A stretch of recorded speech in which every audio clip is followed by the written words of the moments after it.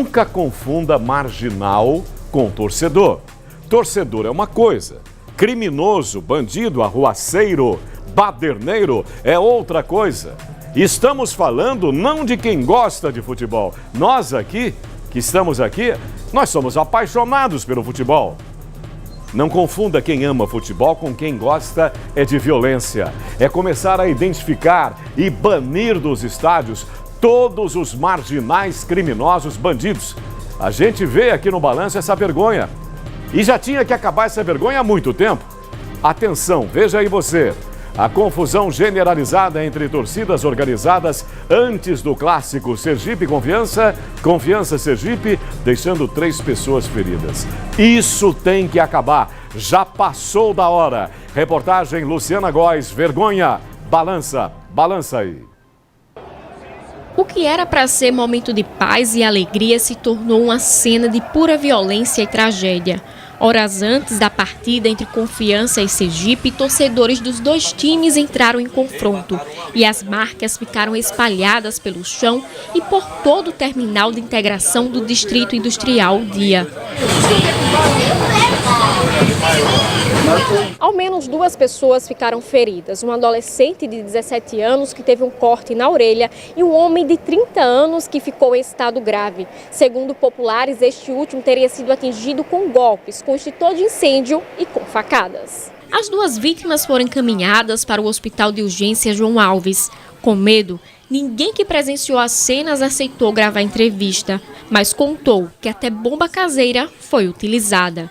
Outros registros de confusão envolvendo integrantes de torcida foram feitos no conjunto João Alves e Nossa Senhora do Socorro.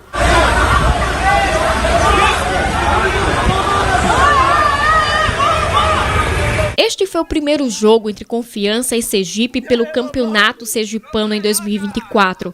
Clássico que sempre traz preocupação em relação à segurança. Por conta disso, a polícia utilizou mais de 260 agentes.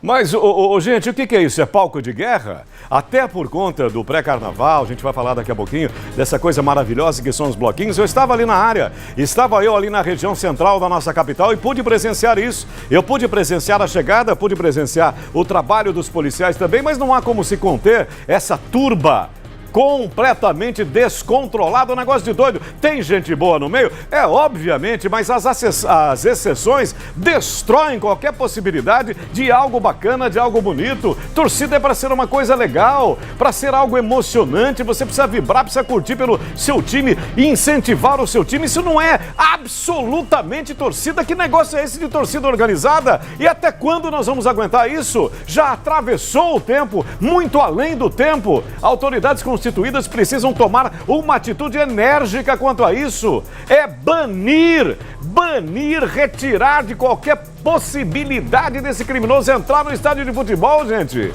E quando é que isso vai mudar, afinal? Vamos ampliar ainda mais informações. A situação dos torcedores feridos depois dessas brigas. Ontem, a Jéssica Cruz, em tempo real, tem informações do estado de saúde das vítimas levadas para o Hospital de Urgências aqui do nosso estado, Sergipe. O governador João Alves Filho, o hospital. Hein, Jéssica? Negócio impressionante. Cada vez mais que vemos as cenas, mais nós ficamos impressionados com tamanha selvageria. Seja bem-vinda, boa tarde, o estado de saúde das vítimas, por favor.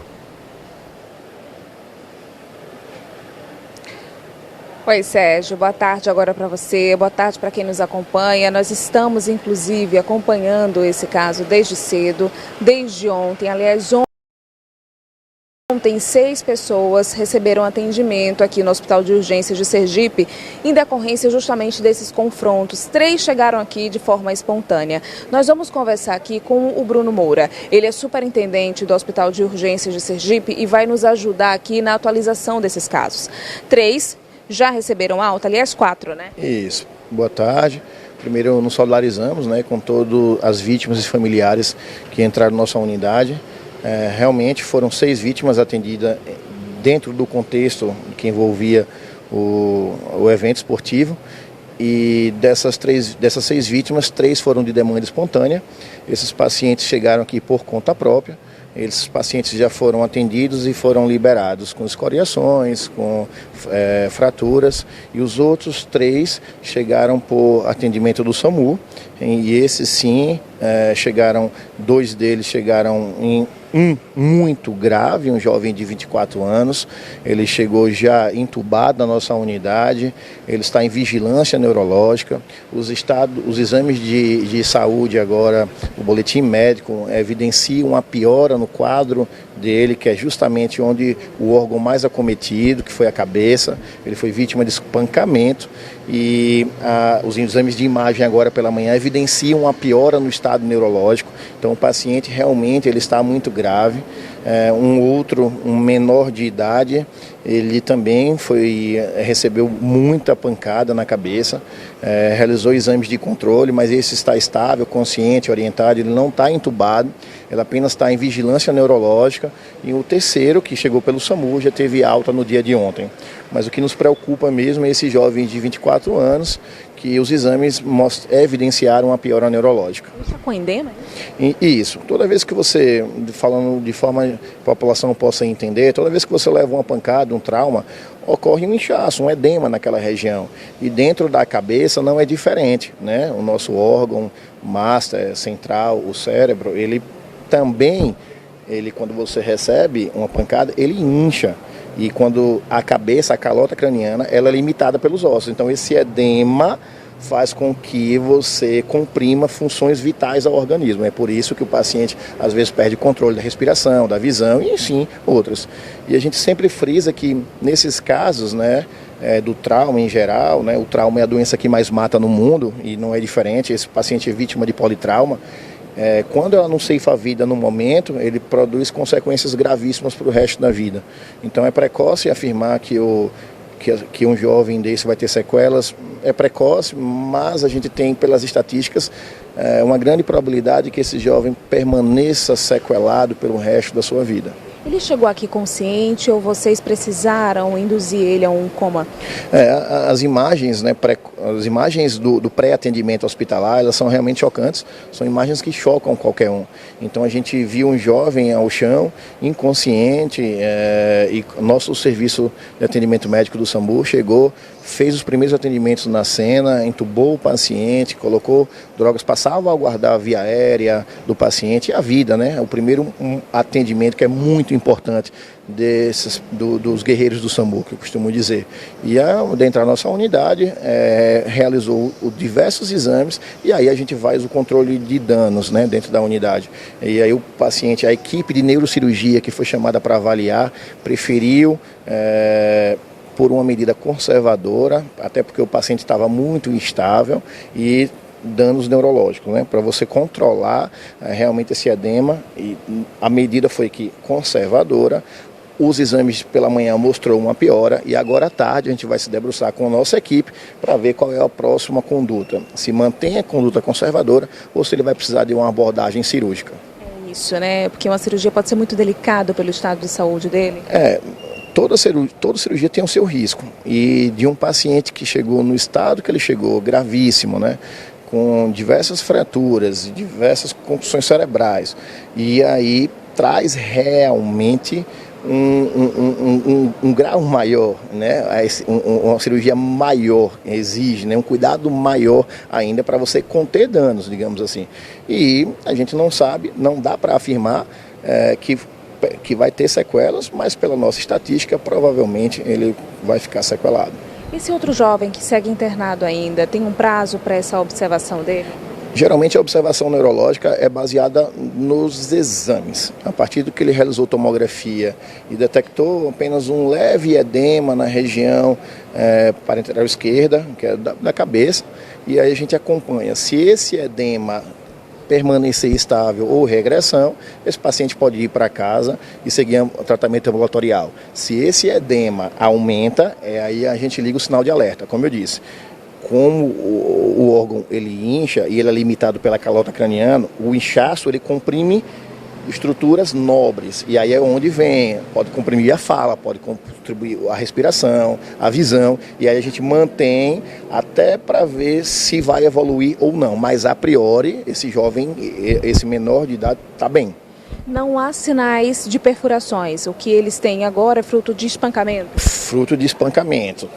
A priori eu tenho lesões graves, né? Principalmente na região cabeça e pescoço, e abdômen, outros órgãos, eles têm escoriações, mas não chegou a ter uma hemorragia interna, por exemplo. Mas a prioridade, o nosso foco agora, o que mantém a atenção da equipe dos especialistas, justamente cabeça e pescoço.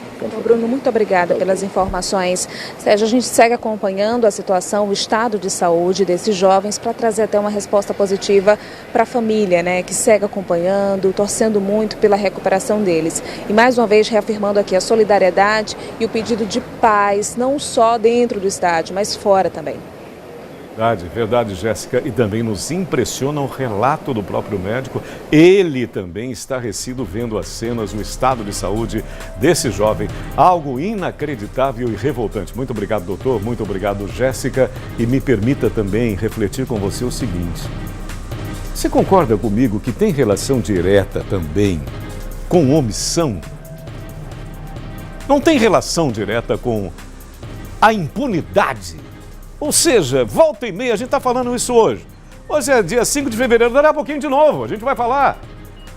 A gente toda hora está falando sobre isso. E não só, digamos, entre aspas, privilégio aqui da nossa capital Aracaju, não, em outras capitais. Isso se repete no Brasil. Só para relembrar um fato, lá na Inglaterra existiam uns verdadeiros animais, aliás, animais não, bestas, né? Porque animais são maravilhosos.